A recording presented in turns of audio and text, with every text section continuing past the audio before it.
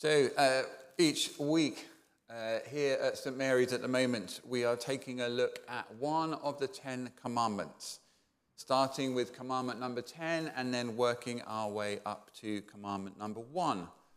And as I've said before, chatting to people after the service or as I've gone about the working week, there is so much more we're discovering than just sort of one-line commandments. When you begin to unpack them, there is so much depth to them. Now, before we look at commandment number 7, I just want to remind us all why they were given and what they were designed to achieve. So as we've heard, Moses encountered God on Mount Sinai, and the commandments are given as the people are wandering in the desert. Now, this is a people who don't know how to function healthily as a community and as a nation, for they've just spent 400 years living in slavery. And they're now trying to work out, how do we function as a community as we wander? We don't know how long we're going to wander for. And there's also preparation for them before they finally will enter the land that God has promised them. Now you can see in verse 2 that God tells them, I am the Lord your God who brought you up out of Egypt. And that reminds them of their identity, that they are a rescued and a redeemed people.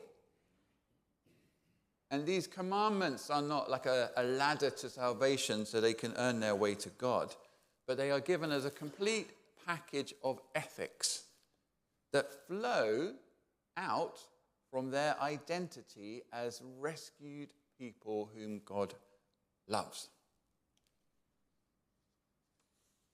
And what the 10 Commandments give is freedom through limits. As a fish needs water to swim and a train needs tracks to run, so humans need rules in order to flourish. And by living in obedience to these rules, God is creating the countercultural community of his rescued and redeemed people.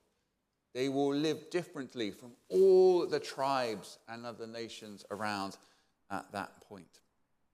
And I want you to keep that background in mind as we begin to look at this next commandment. And when we think about you shall not commit adultery, as I stand here, I'm really conscious that this talk is going to land differently to all of you here.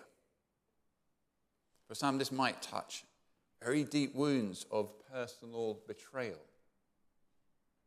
For others, you might have deep regrets that you are the betrayer. Others still will be seeing some of what I talk about playing out in the lives of friends or family members. For all of us, this is a call for us to examine our own heart and our own attitudes, and it reminds us that the ground before the cross is flat. But if this does touch something deep within you, I want to encourage you to reach out to a friend or family member or member of a home group so that you can talk and pray through it at an appropriate time. So having said that, what I want to do is look at two things this morning. I want to firstly try and show you the attractiveness of the Christian sexual ethic, the biblical view of sex, and then think about how we can affair-proof our relationships. And you might be thinking, well, why do I need to listen to this? Well, for some of us, it will help us right now. For some of us, it might equip us to help others who are in a difficult situation. We might be thinking about children or grandchildren who are struggling in one way or another. So firstly, let's have a think about the attractiveness of the Bible's view of sex. Now, when I encountered Christianity at Bristol University as a 19-year-old back in the mid-1990s, I did not encounter the Bible's view of sex as attractive. I thought it looked restrictive, oppressive, unhealthy maybe, outdated, unrealistic. To think that it would be winsome or beautiful was not something I thought. But as you begin to unpack it and explore its riches, you do begin to be reminded of how beautiful and wonderful sex is. Much of our understanding of sex is still very much shaped by the sexual revolution of the 1960s, which promised liberation, expression, freedom from the shackles, the supposed shackles of monogamy and commitment. But I think 60 years on, many people are beginning to reassess its impact and beginning to realize that it has left many people damaged. But what's interesting is that despite being obsessed by sex over the last 60 or 70 years, culture actually has a very low view of sex. It treats it quite casually. It's a recreational activity. It's detached from commitment. Some people just say it's like any other appetite that needs satisfying. It promises to satisfy you. It promises to make you feel mature or grown up if you are a teenager. It promises to give you happiness and fulfillment. But sex can never deliver on its promises. No matter how hard you run after sex and chase after sex, it never delivers. It cannot deliver. And its promises are always just out of reach. So the temptation is to search for more sexual partners or more sex or more extreme pornography until you end up a mess. But sex is profoundly good because it is God's idea. It is not dirty or cheap, but it is profoundly sacred and something to be cherished. So in Genesis chapter 1 tells us that humans were created in God's image. Being born male or female is good. Our bodies are good. They may fail us, they may be fallen, but it is good to be human. In Genesis chapter 2, God creates Eve as a helper and a companion to Adam, and Adam is thrilled, and they're naked, and they don't feel any shame, and Adam sings praises to Eve, and it's all, they're there without any guilt whatsoever. I love the fact that the Song of Songs is in the Bible. It's such a beautiful depiction of attraction between a husband and a wife. And it's such erotic poetry that Jewish boys weren't allowed to read it until they were at least 12 years old.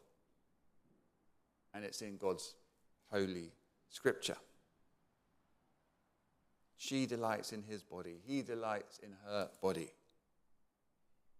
It's so unashamedly physical. And dear friends, I want to remind us that the Bible has such a high view of sex. It sees that it is powerful and mysterious and unique and life-uniting. The Bible celebrates it, protects it, it places it within the covenant love of marriage between a man and a woman, where it can flourish rather than fracture. And a fire in a fireplace can bring warmth and light and comfort. But fire in the wrong place hurts and destroys. And our sexual desire is the same. It's so powerful that it can create new life.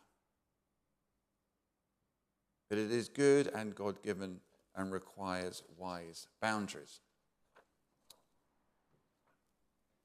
So there is something that is very beautiful about the Bible's view of sex. It recognizes its power, its mystery, its uniqueness, but also celebrates it in a way that culture cannot. The cultural view of sex is low. The Bible's view of sex is very, very high.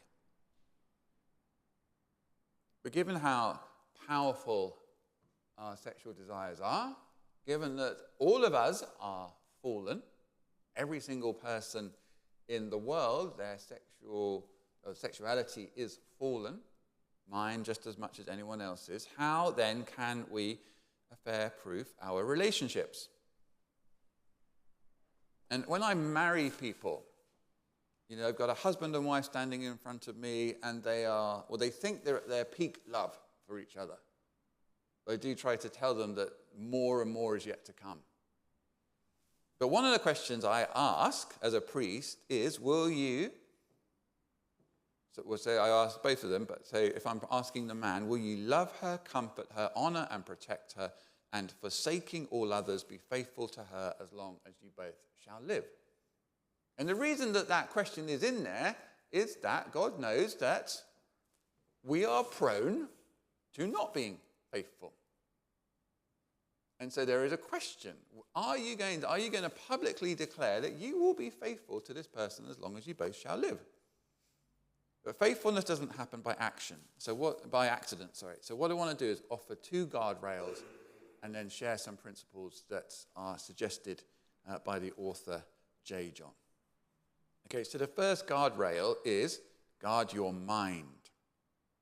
Now, if you can turn to Matthew chapter 5, if you can turn to page 969 in the Pew Bibles, Matthew chapter 5, verses 27 and 28, you'll see that Jesus says, you've heard that it was said, you shall not commit adultery.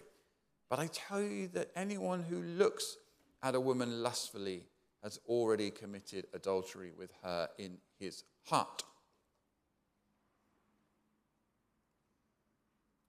Now, I'm not opposed to how contemporary versions of Scripture often change the gender emphasis so it's more equal. But Jesus definitely seems to think that the main problem is men looking at women lustfully. I'm not saying that women don't look at men lustfully, but in this context, Jesus is warning the men. Now, lust turns a person into an object. When you look at someone lustfully or you desire someone lustfully, you seek intimacy without that covenant protection, pleasure without responsibility, and closeness without cost. So often we are looking to sex for something that only God can give. For healing, for meaning, for comfort, for love, for satisfaction. And adultery can so often begin in the imagination. Now, we might be sitting here thinking, my sexual desire is long gone. It's interesting, Phil, but, that's not where I am these days. But I well remember a time at college when an older man, an older vicar, came to tell a group of men that while his potency was long diminished, he still had to guard his mind from wandering because he was still human and he still wanted to cherish his wife. So you may be sitting here thinking, well, my sexual potency is diminishing or gone. The human heart is deceitful above all things, and we can still look lustfully upon someone that we shouldn't. So when we're thinking about looking at people, we need to be really careful about things like the lingering look at someone in a friendship group that makes a connection. When we're thinking about what we look at, we need to think about what we're going to watch. So I remember very early on deciding I was never going to watch Game of Thrones because I'd heard that there was lots of nudity in it. And I just thought, I'm not going to watch that. That will be unhelpful to me. And I know over the last couple of weeks, some of the preachers have cut down the reading, but I wanted the full reading this morning because there is the part in verse 20 of when Moses says to the people, do not be afraid, God has come to test you so that the fear of God will be with you and will keep you from sinning. Part of the reason I don't look at stuff is I know that God is watching me, and it is the fear of God that prevents me sometimes from doing something I should not. G.K. Chesterton once said that the man knocking on the door of the brothel is looking for God. Looking for something that only God can give. And I think the same can be said of the man who is logging on to OnlyFans. We must guard our minds and stop them going somewhere where they should not. Secondly, we need to guard our behavior. As Jesus says in that Matthew chapter 5 reading, if your right eye causes you to stumble, gouge it out and throw it away. It is better for you to lose one part of your body than for your whole body to be thrown into hell. And if your right hand causes you to stumble, cut it off and throw it away. It is better for you to lose one part of your body than for your whole body to go into hell. Now, yes, he's using hyperbole here to make the point, but the point he's trying to make is that there is often a connection between what you look at and your actions. So be careful about your actions. He's not saying cut your hand off or gouge your eye out. He is saying that often actions follow what we have looked at or done. So many affairs start in the workplace. If you were to imagine you're working late, you have an attractive colleague, they get the long hours thing that annoys your spouse, and they get that you're under pressure, they understand you. And so lingering conversations happen. Maybe some private WhatsApp messages take place. You know, they seem to find you attractive and interesting, and you feel it too. You begin to share emotionally in a way that is inappropriate and should only really be with your marriage partner or the partner that you're in relationship with. And so one day you go for a post-work drink and then you have a little bit too much, and they're giving you the thing that you're missing in your marriage. They get you, they understand you. You understand me like my spouse doesn't understand me. And then it happens. And a Rubicon is crossed, and something irreversible has happened. And I am walking alongside 3 couples at the moment from the village where they are now navigating the fallout of that. And maybe that has happened to some of us here. But maybe it never goes into a physical affair, but maybe it's the emotional affair. The fantasy that's toyed with in your mind of friendships that aren't wise, but are just as damaging. And I have, by choice over the years, let some very loving friendships that I had with women before I was married wither on the vine, by choice, because Louise is my priority. You know, wisdom will ask, where am I placing myself unnecessarily close to temptation? So guard your mind, guard your behavior, be ruthless. And then the 5 sort of simple relational tools that are suggested by the author J. John. And they all begin with R, to try and give you a stronger chance of remembering 3 of them. Firstly, the first thing you have to do is respect your partner. It starts with respect. Cherish them. Learn their love language. Don't try and love them in the way that you understand love. Learn their love language. It's been said that you can bury a relationship with a lot of little digs. Secondly, responsibility. You take responsibility for your stuff.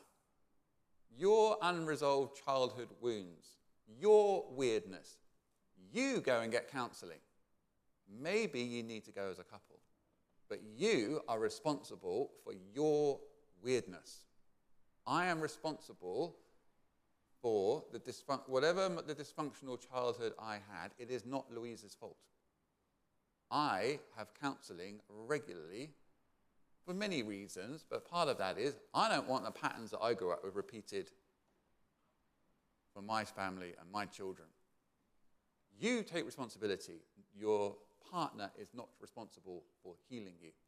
They cannot. Relate.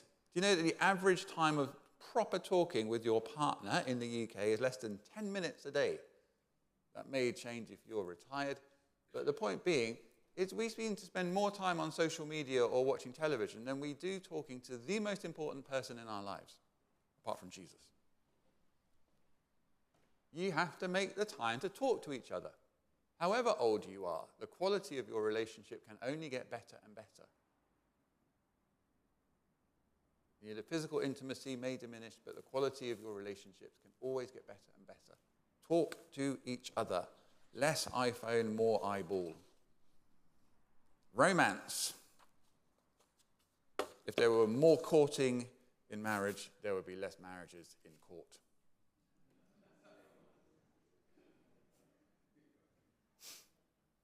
So we need to have a little more healthy flirting with your partner. Dare I say, more sex. Dressing up for each other, trying to respect each other by staying as healthy as we're able to, keeping in shape. And if the grass seems greener on the other side of the fence, then start watering and feeding your own grass. Okay? And finally, resolve. Resolve never to take each other for granted. Resolve that you will never have an affair. Louise and I said that the keys to the escape hatch in our marriage were thrown away on our wedding day. So like it or lump it, she is stuck with me. Now you may all think that I get a better deal than that. But it is a commitment. And there are times, when the children were young and we were really tired and we were just grumpy, we had to say to each other, we are not settling for fourth place. We're going for gold. And we just resolved that. Can you imagine if we had a world where sex was cherished? Where people didn't covet, people didn't steal, people didn't lie, where sex was kept where it should be, there would be no abuse, no sex trafficking, no exploitation, no family breakdown. God doesn't say, do not commit adultery, because he wants to ruin our fun. It's because he loves humanity. So unfaithfulness, whether physical or emotional, it takes toll on a relationship. But through the Ten Commandments, God is creating a new countercultural community of his rescued people. And he's giving them, this is a whole life ethic to live by and flourish by. And Christianity in the Bible has such a high view of sex. It sees its power, it sees its beauty, it sees its mystery, and it places it in the right context within the covenant bounds of marriage. When we pursue affairs or pornography or casual sex or emotional friendships with people that we find attractive, we can be playing with fire and often reaching for something that only God can give us. Because only God can give, even in the best of relationships, only God can give us the deep love and acceptance and healing that we need and that our hearts desire. And some of us here maybe need to take action today to say, right, I'm not looking at pornography again. I realize I've got a sort of unhealthy, codependent relationship with someone who's not my partner. Maybe some of you need to say, you know what, we've just drifted. We are going to recommit to each other. Maybe some of you today are going to think, okay, maybe I do need to go and get some counseling. Maybe someone has subtly elbowed you during the talk at that point. Maybe some of us need to come again and just say sorry. Or maybe some of us need to reach out to a friend and say, it still hurts. It still hurts what happened to me. But my encouragement is that there is always hope. If you were the betrayer, there are always consequences, but there is forgiveness. If you were the betrayed, come to Jesus. He knows what it's like to be betrayed. And if you're in a relationship that seems to be struggling, I encourage you to dare to believe that it can get better and you can thrive once again.